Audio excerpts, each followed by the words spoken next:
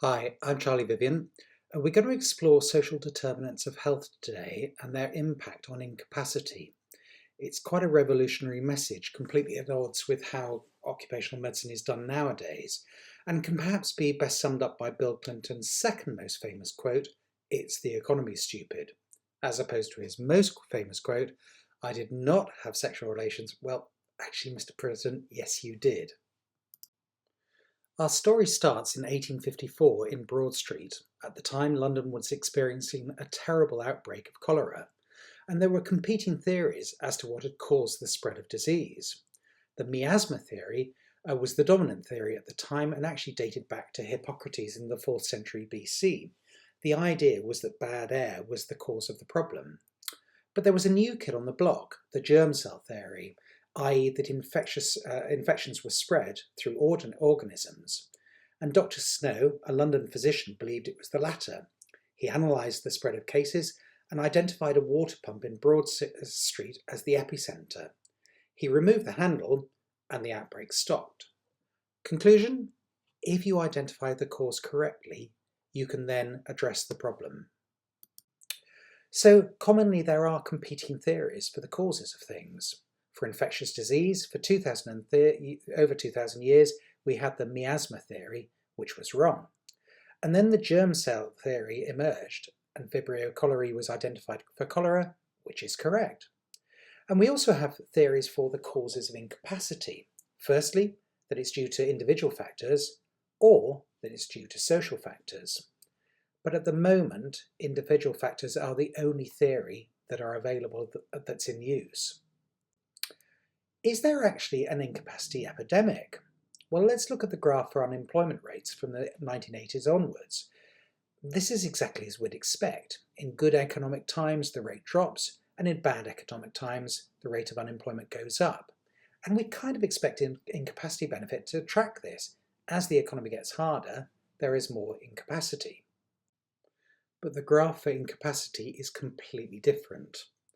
From the 60s through to the late 70s, about 400,000 people were claiming incapacity benefit, and from then there was an inexorable rise until by the early 2000s we'd hit 2.2 million, a 5.5-fold increase.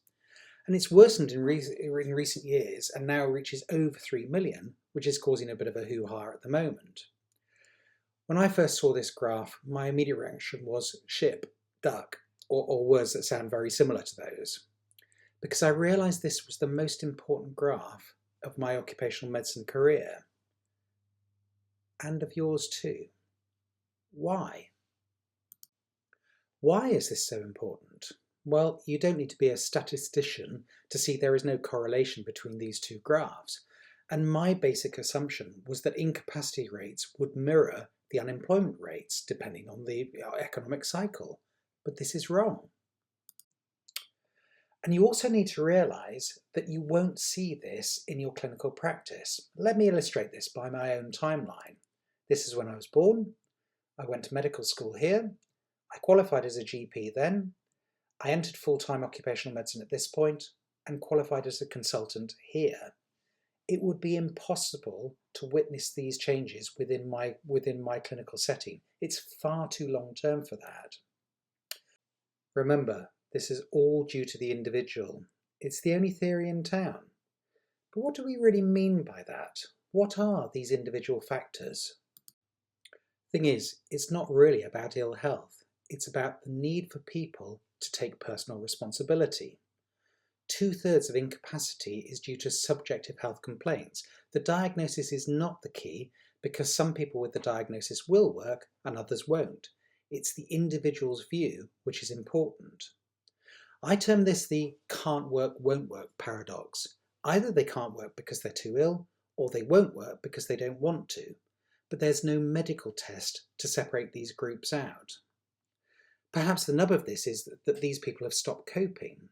But I can't cope is not socially acceptable, whereas I am ill is, and therefore they need to present themselves as being ill. Furthermore, perhaps they're ambivalent about getting better. At one level, of course, they want to get better, but they know that if they recover, they will then have to go back and return to the work that perhaps made them ill in the first place, so maybe they don't want to get better after all. These people aren't really playing their part. And in the 70s, even Illich put it this way: more and more people subconsciously know that they are sick and tired of their jobs and of their leisure passivities, but they want to hear the lie that physical illness relieves them of social and political responsibilities. They want their doctor to act as lawyer and priest. As the lawyer, the doctor exempts the patient from his normal duties and allows him to cash in on the insurance fund he was forced to build. As a priest, he becomes the patient's accomplice in creating the myth that he is an innocent victim of biological mechanisms rather than a lazy, greedy, or envious deserter of a social struggle for control over the tools of production. Lazy, greedy, envious deserters. That's what we mean. Or as Margaret Thatcher put it, they are casting their problems on society, and you know, there is no such thing as society. There are individual men and women, and there are families, and no government can do anything except through people, and people must look after themselves first. It is our duty to look after ourselves and then also to look after our neighbours. Don't be lazy, greedy, or envious. Get on your bike. Or another favourite aphorism in occupational health circles, as Henry Ford said, whether you think you can or whether you think you can't, you're probably right. Are they really eligible for the sick roll and the financial benefits that come from that? Well, to be eligible, 3 things have to be fulfilled. Firstly, they have a genuine medical condition. Secondly, for which they are not responsible. And then thirdly, that they are engaging with all reasonable treatment recommendations. Are they really eligible, or are they just lazy, greedy, and envious? Which can take us into moral nihilism, where people abrogate all responsibility for their lives. In current psychological theory, it's held that the emotional disorders are fueled by thinking outside a person's conscious control, and therefore they are not responsible, which can lead to this moral nihilism. This chap is Robert Brown, a BA pilot, who was going through a difficult divorce with his wealthy wife, and they had a prenup in place. So he dug a hole in a wood, then bashed her brains out with a hammer and buried her. The daughter was concerned, and the next day the police were called, and he took them to their grave. The case went to court. A psychologist argued that he was suffering an adjustment reaction and therefore was not responsible. The jury agreed, which led to him being convicted of manslaughter, not murder. To which the only reasonable response I would suggest is, look, you've got to take responsibility. So I suppose what we're saying is that this epidemic is actually really due to personal irresponsibility. Essentially, it's a lack of moral fibre, or LMF. Or, as Clementine Paddleford put it, never put a wishbone where your backbone ought to be. Stop being lazy, greedy, and envious. Of course, as doctors, we can't really say this. It would be too rude, too direct. So we use the yellow flags to explain what's going on. And of course, you'll know the yellow flags are catastrophic thinking, low mood, avoidance behaviour, and having an external locus of control where you feel controlled by events rather than being in control yourself. And this, of course, shies away from the blame game, but we are left with the elephant in the room, which is that we really mean they are lazy, greedy, or envious. And even if you don't mean that, everyone else does. I heard about the yellow flags in about 2006, and I remember being so excited at the time because I was thinking CBT and graded exercise therapy is going to sort all this out. And then we had the PACES trial in 2011 for chronic fatigue syndrome, which seemed to confirm exactly that. And then it didn't, because 2.5 years later, the benefits from these interventions were not maintained, and there had never been any change in the rates of incapacity anyway. So we have to come back.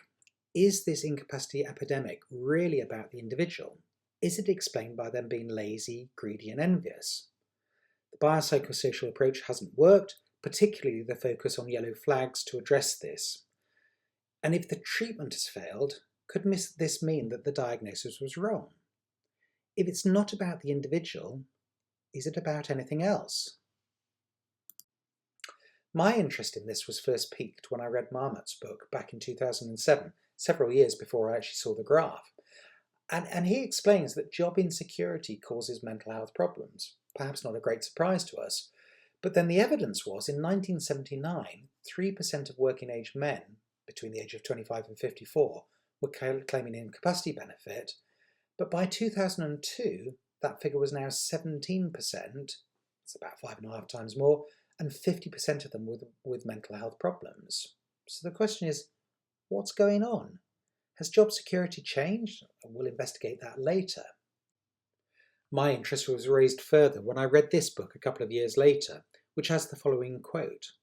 In the 1980s, whole communities were consigned to unemployment with scant warning, no retraining, and no prospect of future work.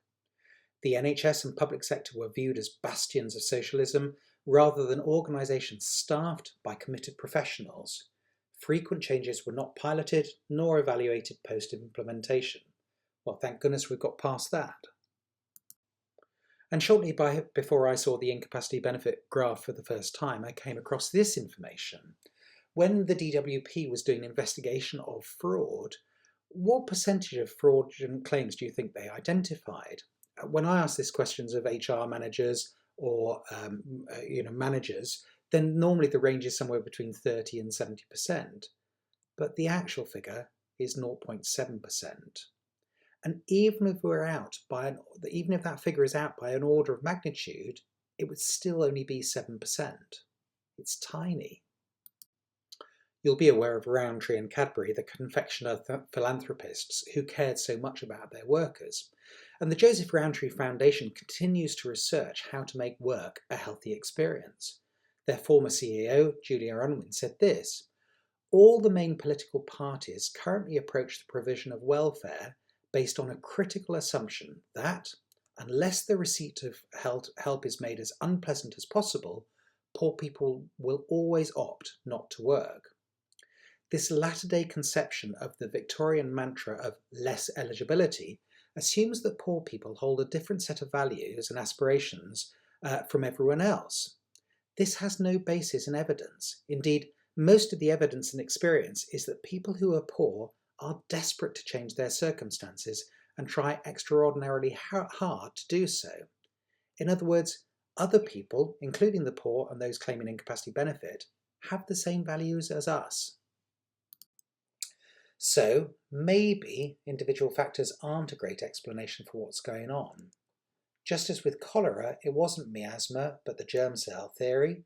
So in the same way, with incapacity, maybe it isn't the individual factors that are important, maybe it is social factors. And I suppose that begs the question, well, is there any evidence that social factors affect health? I'm glad you asked. This graph illustrates the mortality rates from TB in upstate New York. In 1800, the death rate was around 7,000 per 100,000 people. You compare that to now, where you live in a high-risk country if the prevalence is above 40 per 100,000.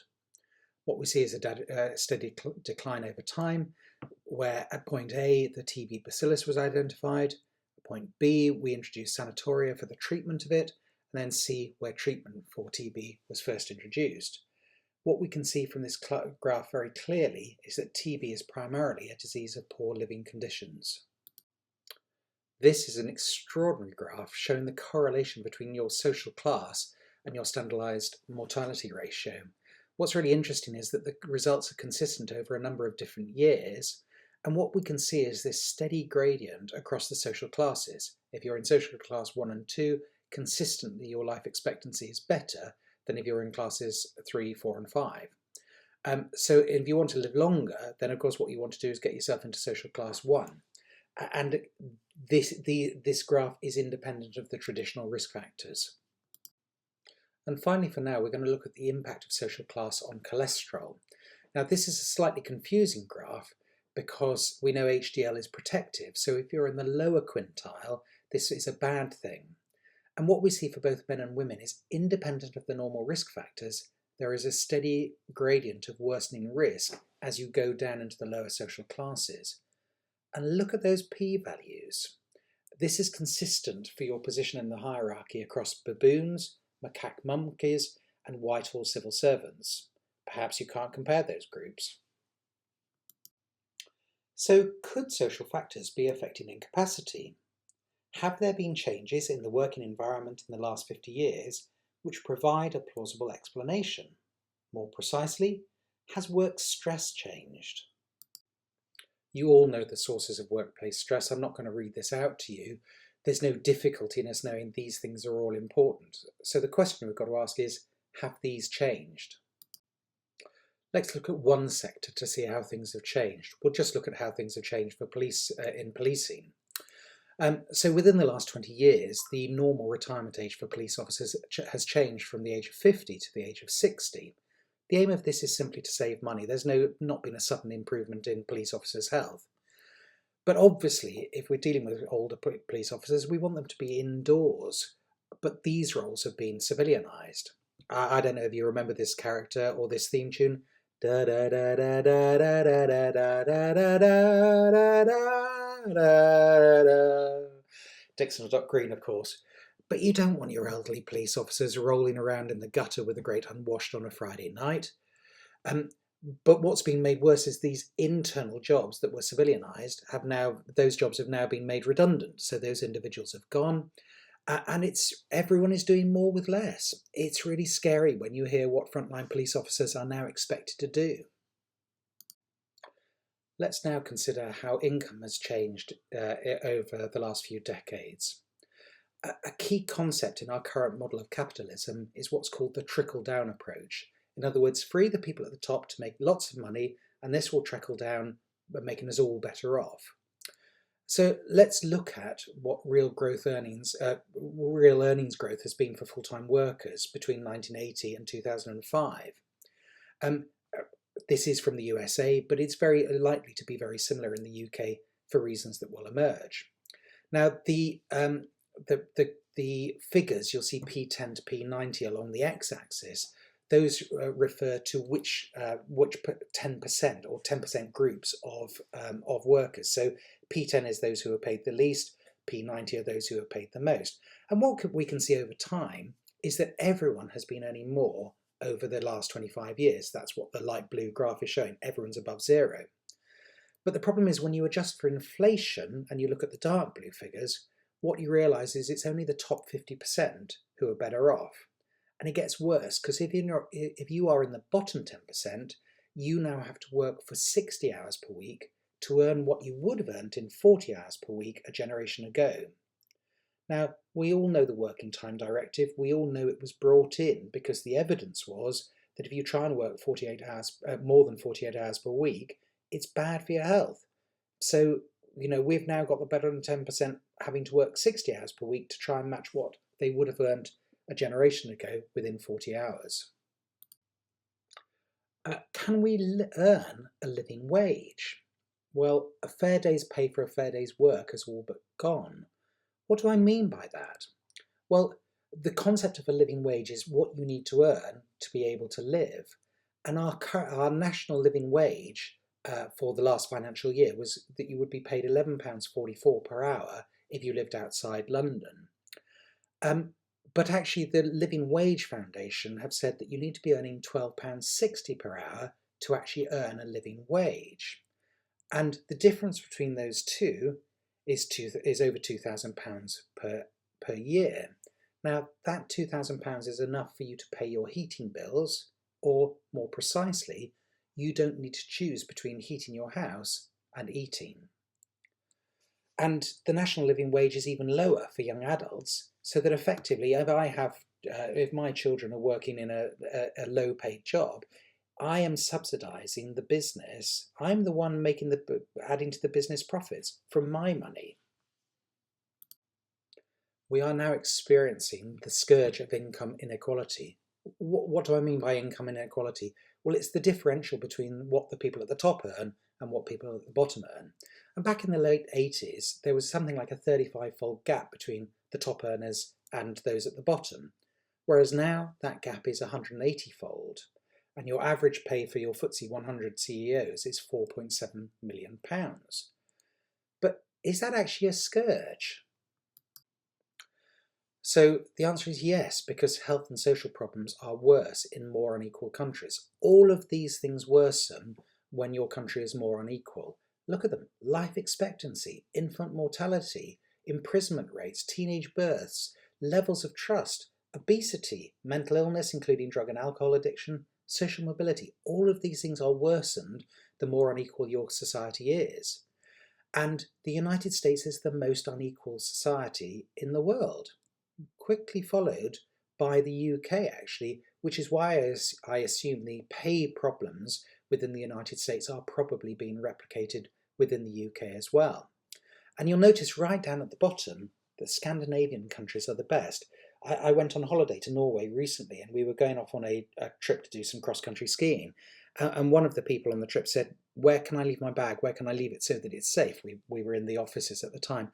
And the person just responded, "You can leave it there. We're in Norway now. No one's going to take it." Well, what could possibly go wrong with all this inequality? Here's a graph showing the level of inequality in France just before the French Revolution. And here's another one showing the level of inequality in the United States in 2016. This sense of fair play is very deeply rooted. And here's a video. It was a really interesting experiment done. The monkeys are given a pebble, and they have to give that pebble back, and if they do so, they're given a reward. Now, the monkey on the left is being given a piece of cucumber, which is fine because monkeys like cucumber, but the one on the right is being given a grape, and monkeys prefer grapes. So let's watch what happens. Given another piece of cucumber.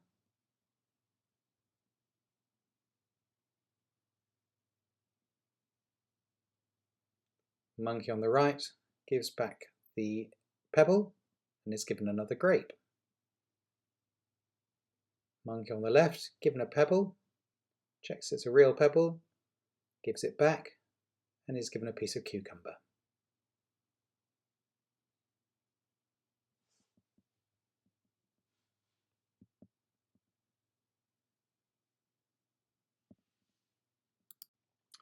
Maybe this is a spectacular success. The UK now requires people to work. You've got to hit your targets at work. You've got to attend. You've got to do more with less. This is Darwinism in action. We've driven the lazy, the greedy and envious out of work, and occupational health is supporting businesses to maximise their profits. But now we're being asked to get them back into work. Oh, don't do that. Or maybe it's a catastrophe. The Soviet Union proclaimed itself to be a workers' paradise. Clearly you were mad if you thought differently. So the Soviet state had psychiatrists who would assess dissidents and conclude that, yes, indeed, they were mad. The psychiatrists had become agents of the state. The question is, are we occupational physicians now agents of capitalism? Because the GMC is clear that our first duty remains to our patients. And how are they benefiting from this current model of occupational medicine? Have we lost our way? Is this the vision of Paracelsus, Ramazzini, Thomas Legge et al.? In summary, there's been an explosion of incapacity. There are two possible explanations for that, but the only one in play is that of individual factors. But the evidence contradicts that. There is compelling evidence for social determinants. So the question is, who's saying what about this? Well, here I am saying, it's the economy, stupid. What has the faculty said about that? What has the society said about that? What research evidence has been published in the Journal of OEM? What research evidence has been published in the Yellow Peril? Perhaps what we're witnessing is a spectacular failure of leadership.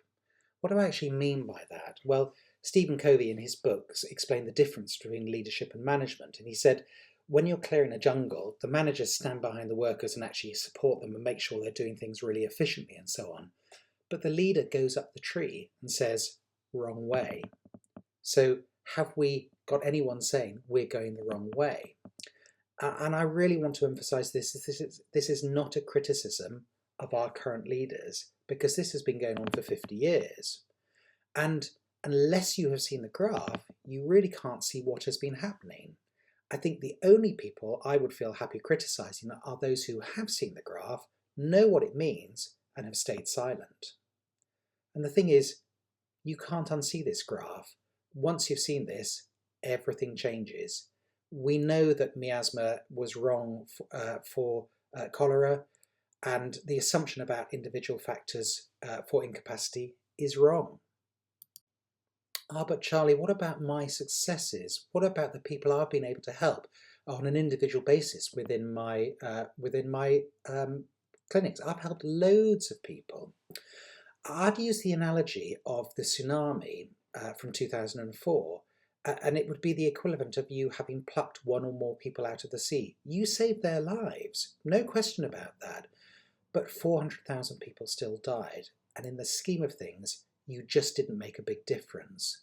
Look at the graph. What is the correct message to the government? Well, it's basically this. You broke it, we can't fix it. At least we can't fix it on our own. Together we can explore social determinants of health, we can identify best practice around the world, we can look to implement effective solutions. We can do it if we get the causes right. But if we don't do that, occupational medicine will continue to be irrelevant in sorting out the incapacity epidemic. When the pump handle was removed, the cholera outbreak stopped. Get the cause right, and you can sort it. If we correctly identify the cause of the incapacity benefit epidemic, we can sort it. This is our moment. It's our time for us to remove our figurative pump handle. We need to bear in mind what Bill Clinton said. No, not that quote, silly. This quote.